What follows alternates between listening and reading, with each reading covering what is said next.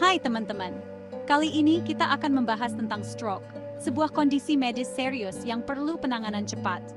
Stroke terjadi ketika aliran darah ke otak terganggu, sehingga sel-sel otak kekurangan oksigen dan nutrisi.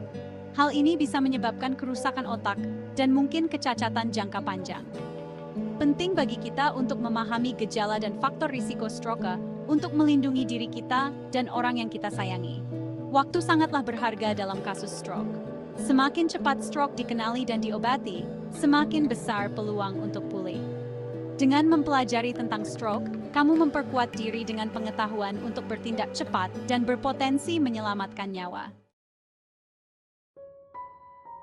Bayangkan jaringan pembuluh darah yang rumit di otak kita, yang terus-menerus memasok oksigen dan nutrisi. Stroke terjadi ketika ada gangguan dalam aliran darah vital ini. Ada dua jenis utama, stroke iskemik dan hemoragik. Stroke iskemik, jenis yang paling umum, terjadi ketika gumpalan darah menyumbat arteri yang memasok darah ke otak. Anggap saja seperti kemacetan lalu lintas di pembuluh darah otak. Stroke hemoragik terjadi ketika pembuluh darah di otak pecah, menyebabkan pendarahan di jaringan otak sekitarnya. Apapun jenisnya, stroke adalah keadaan darurat medis yang memerlukan perhatian segera. Perawatan yang cepat dapat meminimalkan kerusakan otak dan meningkatkan peluang pemulihan. Mengenali tanda-tanda stroke dengan cepat sangat penting untuk penanganan yang tepat waktu. Akronim FAST adalah cara mudah untuk mengingat gejala yang paling umum. Face drooping, wajah terkulai. Salah satu sisi wajah mungkin terkulai atau mati rasa. Minta orang tersebut untuk tersenyum dan lihat apakah senyumannya tidak merata. Arm weakness. Mungkin ada kelemahan atau mati rasa yang tiba-tiba di satu lengan. Minta orang tersebut untuk mengangkat kedua lengannya dan lihat apakah salah satunya terkulai ke bawah. Speech tan berbicara. Bicara mungkin menjadi tidak jelas atau sulit dipahami.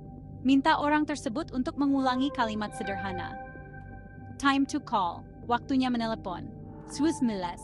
Jika kamu melihat salah satu dari tanda-tanda ini, meskipun hanya sementara, segera hubungi 99.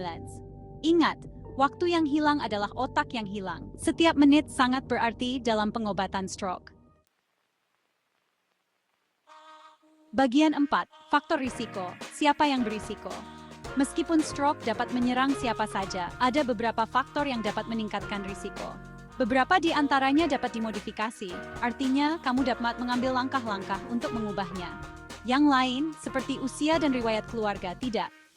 Tekanan darah tinggi adalah faktor risiko utama stroke.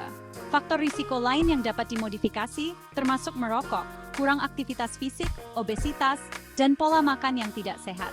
Kondisi seperti diabetes, kolesterol tinggi, dan fibrilasi atrium juga meningkatkan risiko stroke. Memahami faktor risiko memberdayakan kamu untuk membuat keputusan berdasarkan informasi tentang kesehatan. Bicarakan dengan dokter tentang risiko individu dan langkah-langkah yang dapat kamu ambil untuk menguranginya. Bagian 5. Mencegah stroke, mengambil kendali atas kesehatanmu. Kabar baiknya adalah banyak stroke dapat dicegah melalui modifikasi gaya hidup dan perawatan kesehatan proaktif. Perubahan sederhana dapat membuat perbedaan besar. Pertahankan tekanan darah yang sehat melalui diet, olahraga, dan pengobatan jika diperlukan. Berhenti merokok dan batasi konsumsi alkohol. Lakukan aktivitas fisik secara teratur dan pertahankan berat badan yang sehat. Konsumsilah makanan seimbang yang kaya buah-buahan, sayuran, dan biji-bijian, sambil membatasi lemak jenuh dan trans, kolesterol, dan natrium. Pemeriksaan rutin dengan dokter sangat penting untuk memantau kesehatan dan mengatasi potensi faktor risiko. Mencegah selalu lebih baik daripada mengobati, dan menjaga kesehatan adalah cara terbaik untuk mengurangi risiko stroke. Bagian 6. Tetap sehat, tetap waspada. Stroke adalah kondisi serius, tetapi kekuatan untuk mencegahnya seringkali berada di tangan kita.